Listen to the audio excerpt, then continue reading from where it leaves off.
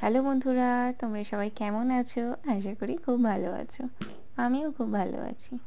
পৌষ মাস তো পড়েই গেছে, তাই আমি আর মা আজকে দুজনে মিলে চলে গেছিলাম পুজো দিতে নিস্তারিণী কালীবাড়িতে। এই নিস্তারিণী কালীবাড়িটা শেওড়াফুলিতে অবস্থিত। এই মা কিন্তু ভীষণ জাগ্রত, মনের সমস্ত মনস্কামনা পূর্ণ করে থাকেন। এই মন্দিরটা কিন্তু ভীষণ বড়। এই মন্দিরে শুধু মা নিস্তারিণী থাকে না, এখানে শিব ঠাকুর, কৃষ্ণ ঠাকুর, আরও অনেক ঠাকুরই এখানে থাকে। এই মন্দিরটা কিন্তু ভীষণ বড়, ভীষণ বড়। এই যে আমাদের মা নিস্তারিণী, এখানে আমি আর মা দুজনে মিলে মূলো দিয়ে, ফুলের মালা দিয়ে, মানে জবা ফুলের মালা দিয়ে, ধূপ বাতি দেখিয়ে ভালোভাবে ভক্তি মনে আমরা পুজো দিলাম মাকে। মা যেন সব মনস্কামনা পূর্ণ করে। এই দেখো, এটাও মা কালীর আর এক মূর্তি। এই মন্দিরে এই মূর্তি অবস্থিত।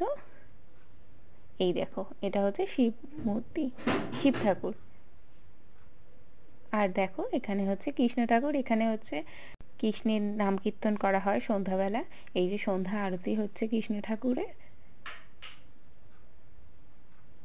এখানে শিব ঠাকুরকে মা পুজো দিচ্ছে ভালোভাবে, মা যেন সব দুঃখ কষ্ট দূর করে থাকে।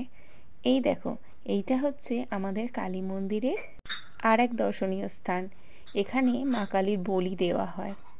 আর এই যে দেখতে পাচ্ছ, এইখানে আমি নমস্কার করছি। এইখানে নাকি বলা হয় মায়ের কান আছে, তাই আমি মাকে একটু ভালো করে নিজের মনের ইচ্ছাগুলো জানাচ্ছি। আর এই যে দোকানগুলো আছে, এখানে নানান ধরনের জিনিস বিক্রি হয়।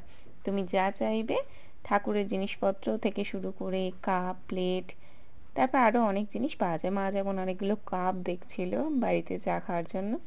তারপর বাড়ি চলে এলাম। বাড়িতে এসে তো ভীষণ টায়ার্ড হয়ে গেছিলাম, তাই মা একটু মুড়ি মেখে দিল, আর তার সাথে ছিল পেঁয়াজের বড়া। পেঁয়াজের বড়াটা কিন্তু ভীষণ টেস্টি হয়েছিল, খেতে খুব ভালো লাগলো। ঠিক আছে, দেখা হচ্ছে পরের ভিডিওতে। Bye bye.